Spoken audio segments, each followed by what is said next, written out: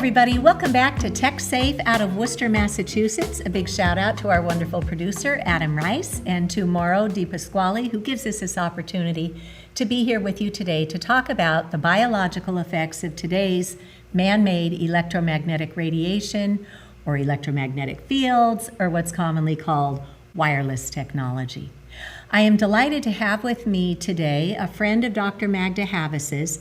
You may recall from a recent episode, Dr. Havas joined us to talk about 5 precursors that often lead somebody to hit that tipping point into becoming what is now today known as electromagnetic radiation syndrome or EMR syndrome.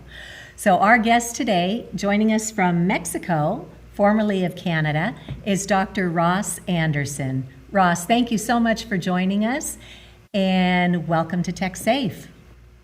Thank you. Yeah, I really appreciate the opportunity to transmit some information that people may not have. Yeah, and I just want to say how grateful I am for the life's work that you chose as both a chiropractor and a naturopath. I had a nasty fall as a child, and my mother took me to a really good chiropractor who got me back up and about again. And she then began to study naturopathy herself. So I was fortunate to grow up in a household where, there's a place for pharmaceutical-based medicine for some. My daughter has type 1 diabetes, so without her insulin, she may not be with us much longer. So we're grateful for that, but my body does not do well with pharmaceutical-based medicine. So I'm eternally grateful to those who choose a profession in the natural healing methodologies. So with that said, can you share with us how you first learned about the biological effects of today's man-made frequencies? Well, I'll give you a little bit of history. Graduated chiropractic 76. Made a learner's permit for naturopathic in 78. Graduated naturopathic 70 or 82. In around, I moved out of Toronto because I didn't want to be in a big city and raise children there, which I think was a good thing. So in around 1987, I don't remember exactly how it happened, but I ran into some research that the people had been doing because they were way ahead of everybody in geopathic stress and EMF and EMR. And I started getting interested in the concept as something that was probably damaging my clients. So I bought a meter. And you can still buy the same meter, although it's much upgraded from the one I had back then, called a trimeter, and it measured radio frequency, it measured magnetic and electric fields. Not great, but it did an okay job. And I'll tell you the story of my very first discovery in that field once I got that meter. A chiropractic patient of mine had a daughter, and she came in for an adjustment one day, and she said, my daughter's really struggling. I get teary-eyed on this one. It's pretty wild. She said, my daughter's really struggling. Would you be able to see if you can help her? And I said, sure, of course. So she brought her daughter in. Her daughter's name was Jennifer. She was 11 years old. She was having major trouble in school. She couldn't sleep. She was failing in school, even though she was doing more homework and studying very hard. And I worked on her for about 3 weeks and got about 5% improvement, which was not the norm for me. Even back then was a lot of improvement in 3 weeks. So I had an inkling there was something going on in the house. And those inklings come from upstairs. And I always honor those inklings because they have given me incredible insights into what's going on with people. So I said to her mother, I think there's something in the house that's bothering Jennifer. And she said, okay. So the next day I went to the house with my fancy new meter. I thought that was pretty cool. Now I have gigahertz meters that measure far beyond what that one did. But we went up to Jennifer's bedroom, the meter on her pillow where she slept, and the meter went off the chart on the magnetic setting. And so this was a farmhouse built in around 1875, electrified in the 1920s. It had knob and tube wiring, and the electrical power came into the house about that far from Jennifer's head when she slept or tried to sleep. So I said to her mother, "Can we move her to another bedroom?" Her mother said, "Absolutely." Another bedroom, the guest bedroom's down the end of the hall. So they moved Jennifer to another bedroom, which was a long distance from where the wiring came into the house. And Jennifer said, "You know, when it rains at night, I can hear the electricity crackling." Oh my goodness. Yeah. So Oh, then we went down to the dining room where she did her homework. Well, in the dining room, she was sitting about 4 feet from the electrical column that went down the side of the house to the basement to the fuse box. There were no circuit breakers. The house had fuses.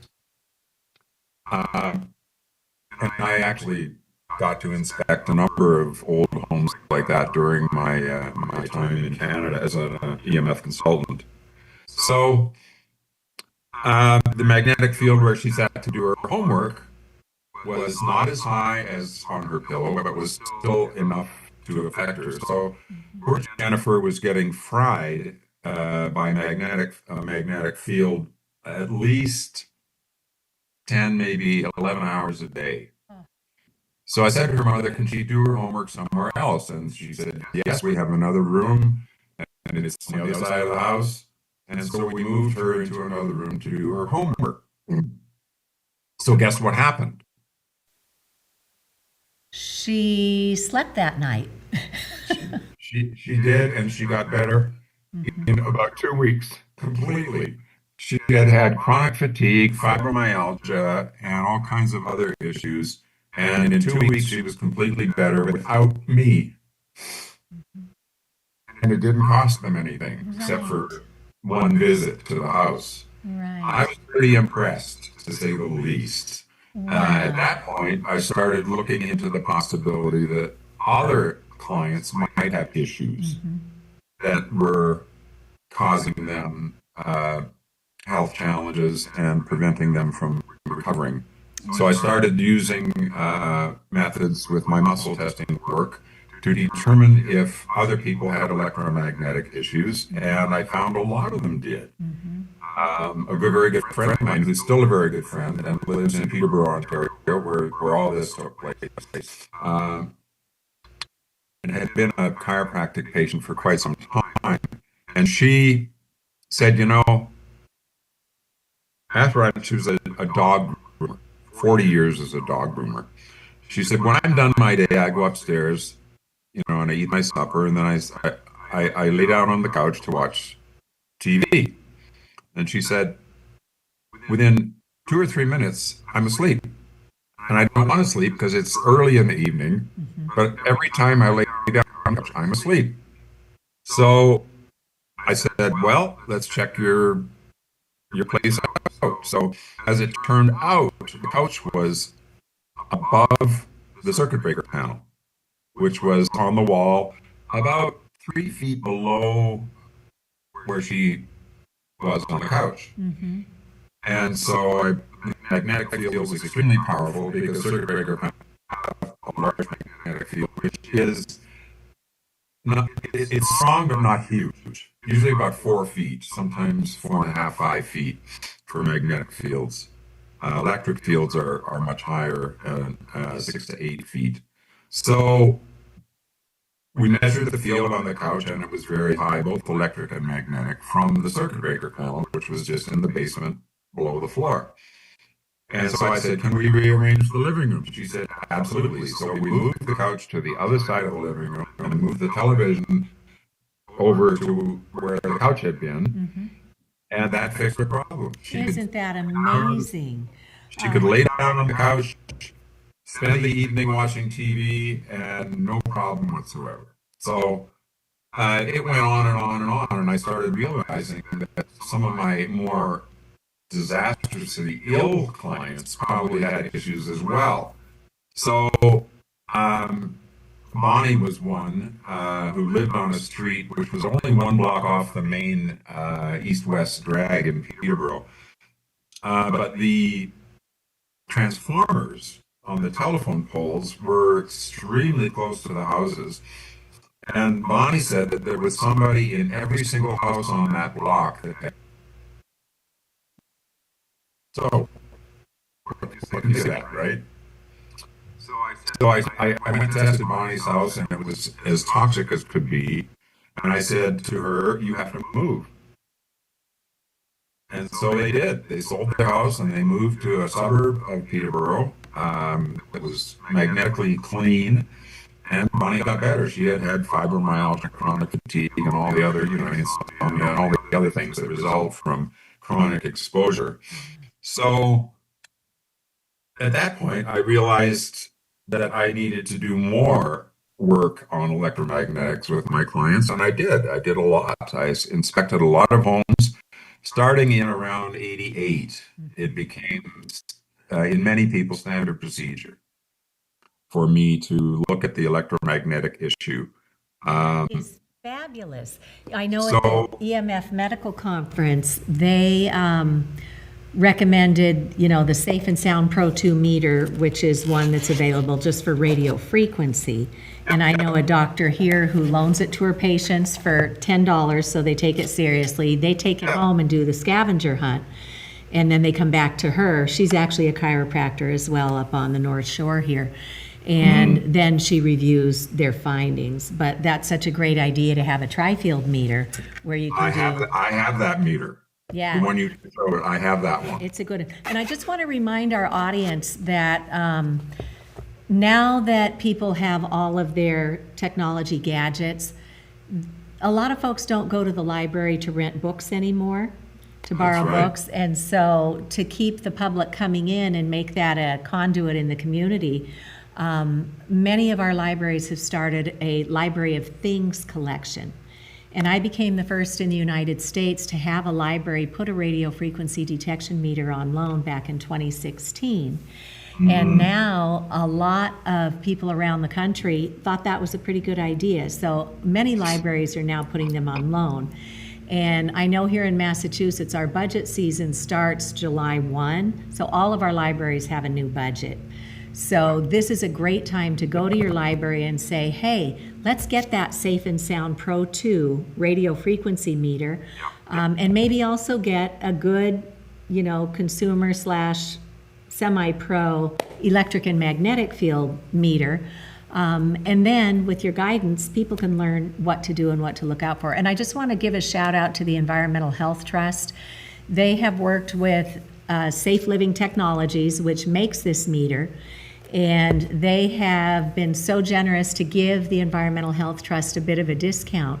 And then the Environmental Health Trust has a small grant fund. So any librarian in the U.S. who would like to get a little help with the funding on this is a $400 meter. Some libraries can afford that, no problem. But if they reach out directly to the Environmental Health Trust, then they may be able to help them get this into circulation sooner rather than later. So, excellent, yes. Yeah. And Rob Yes. is a very good friend of mine. I started Safe Zone Consulting in 2014. Okay. And I inspected over 1,000 homes, businesses, office buildings, cars, boats, and RVs before I left for Mexico. And I still have my meters. This is my NFA 2000. Oh, there you go. 1000, sorry, which is an incredible piece of technology. Really amazing. Rob has, And I'm not promoting anyone per se, but I just know that yeah, Rob Metzinger is very trustworthy. He is yes, with the Building Biology Institute. He's one of their lead yeah, instructors. And all of his products are third-party certified, tested, so you know you're in very good hands. They have an excellent tech support group if you have questions. Go out to Safe Living Technologies because they have all these different meters. They have shielding products, and they're just a great company, very credible. So you mentioned what you do with your patients is you do muscle testing. Can you walk us through what that is and how you do it? uh, yes. I have been extremely fortunate in studying under many of the world's very best over the years. I'm very blessed in that. And I'm 73. I've been at it for over 50 years now. And so I studied under Dr. George Goodhart, Dr. Ed Wagner out of, unfortunately, Pacific Palisades, California. He's a magical doctor. Um, and what I call my muscle testing work is quantum muscle response testing. And the reason I call it quantum is because it goes beyond just basic muscle testing, or even applied kinesiology, which is a fabulous methodology. I studied applied kinesiology a very long time ago. Yeah, I think But that's what my chiropractor used when I first went as a child yeah, was applied kinesiology. AK is just far too left-brained for some people like me. I'm more right-brained, and so a lot of people who studied AK and gone through the program don't use it. They use simpler techniques. And that's what I've done. I've simplified muscle testing, and it's extremely accurate. The neat thing about the work we do here with clients is that we can find out exactly what's wrong with them on all different levels and exactly what they need to get their body functioning properly again and keep it functioning. The electromagnetic issue is a problem because it's everywhere. It's almost impossible to avoid. And that's the reality of the situation. We are all exposed all the time. So in order to keep your body healthy, there are certain things you can do, unless you want to move into the forest where you can't use the cell phone and you have no electricity, you're going to be exposed. And even then you're going to be exposed because there are satellites beaming down on us, all kinds of radiation. And so, really, the bottom line is you either stop getting exposed, strengthen your body against it, and strengthen your body against it. There are things that can be done. Over the years, I've used a lot of what I call PPE for EMF. I wrote a piece called with that title, Personal Protective Equipment for EMF. I installed many bed canopies when I was in the Okanagan Valley in Canada with incredible success. And I'll tell you a quick little story. I don't know how much time we've got left. We've got 9 minutes. Okay, so back in around 2015, I went to a conference in Las Vegas. I knew it was going to involve a lot of radiation in hotel that I would probably be staying in. So I took a bed canopy with me in my suitcase and a planter hook and a small cordless drill and a drill bit. I was planning on installing the bed canopy in the hotel room. Now, I didn't have to drill a hole in the ceiling because the sprinkler system is right above the bed. So I had the bed canopy from the sprinkler outlet for the fire prevention system. And the reading on my meter, and the same meter you just showed, was at 45,000 microwatts Oof. on the bed. Now I can't sleep at that level. So after I installed the bed canopy, the reading was 3 Beautiful. microwatts. And I slept like a baby. Yeah, though, isn't it? It's just miraculous. So when we talk about a bed canopy, the way I describe mine is it's kind of like Nights of Arabia. It's beautiful. It looks like this pretty sheer gauze fabric that comes down, and I have a sheet of the same fabric on the floor. So when I draw the curtains on the bed canopy, I've got a full Faraday cage. And I just took another reading in my bedroom just yesterday. And when I closed up the canopy, and it's perfectly breathable, it's just lovely, I was at 0.5 microwatts per square meter. And my understanding is that indoors, according to the Building Biology Institute, in our sleeping areas, we should be at 10 or less, and indoors, we should certainly never be any higher than 100. And then outdoors, maybe 1,000, so long as you're not spending time directly near something that's radiating. So to get to 3 in a hotel is fabulous. My criteria is less than 5 Excellent. for a sleeping area. Okay. And also less than 5 volts per meter for a sleeping area on the electric field end of things. And that's one thing I just want to mention, because I know we don't have a lot of time left, but it's really, really simple to turn off the circuit breaker to your sleeping area. And it's essential, in my opinion, to do that. And it's not difficult. You simply turn on a reading lamp plugged in to the receptacle at the head of the bed, and they're always there. And then you turn off breakers until you find the one that turns off the lamp. Now, in Mexico, they don't label circuit breaker panels. Oh, It's a different world down here. I know it is. There's no electrical code here at all. Wow. So there's very little grounding. The good news with Mexico is that everything is concrete and brick. All the walls in this house are concrete. And so that absorbs the EMFs? The ceiling is brick. You know, I was looking at that and I'm thinking, is that like vinyl tiling or is it actual brick? Oh, it's real brick. That's And beautiful. the nice thing about that is you get about a 65% blockage of Coming from the RF. outside. And there are stuff on the outside, yeah. And of course, I'm an inside environment. Right. I'm not everything's line system, based. Yeah, me too. And for our viewers who aren't sure what that actually means, on the back of your router, you've got an Ethernet port. Just start plugging in Ethernet cables again. And if you have more than one device, which most of us do, then you just get something called a switch. And you can plug in multiple devices with their own little Ethernet cables. And then you just buy the little adapter. This is the RJ45 Lightning to Ethernet adapter for the iPhone.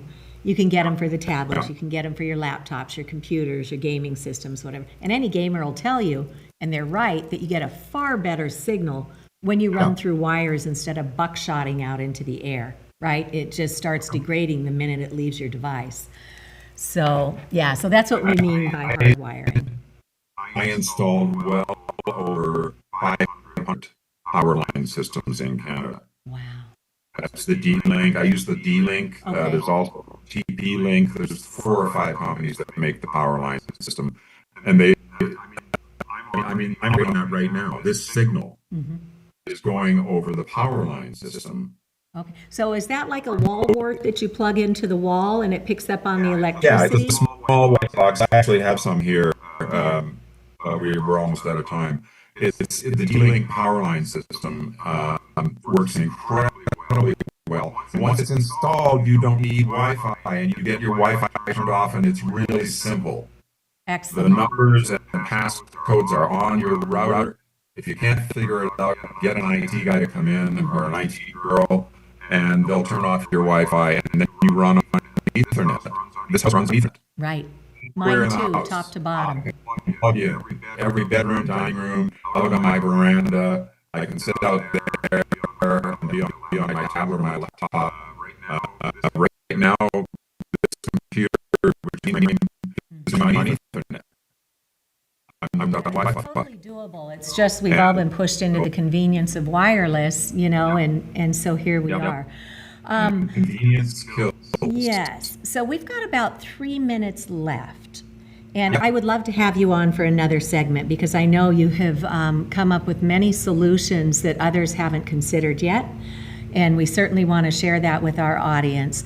So maybe I'll see if we can get you back for another episode on another day and we can talk about utility smart meters. Cece, I will do as many segments as you want. Excellent. I've got massive amounts of information to share. Okay. Much of it is quite novel because, for instance, I figured out how to shield smart water meters. Excellent. How do you do that? We've got 2 minutes. It's ridiculously simple. It depends on where the water meter is in the house. If the water meter is on the exterior wall of the house, I built a tin foil dish behind the meter to reflect the radiation out of the house as opposed to having it come in. And in West Kelowna, British Columbia, all through British Columbia, smart water meters give a blast every 13 seconds to the exact second. So when I would see a smart water meter, I would hook up my meter and I would say, meter, and I would say 13 seconds, you're going to see a blast. And so we would shield it with tinfoil and it would stop the radiation going into the house. That's excellent. So I understand with the water meters and the gas meters, and correct me if I misunderstand, but they are great to shield and you don't have to worry so much about the dirty electricity that comes on with the electric and solar meters. Is that correct? So if you mitigate the RF, you're pretty good.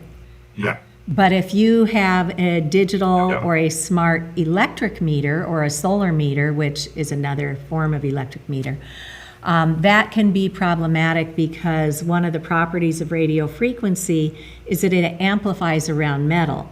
So there have been instances, I understand, where all that radio frequency is not only coming to the house, but it's hitting the wires or the pipes of the house, and then it's traveling all through the house, not just at the point of entry. And now you've turned your house into a giant radio frequency antenna. Yeah.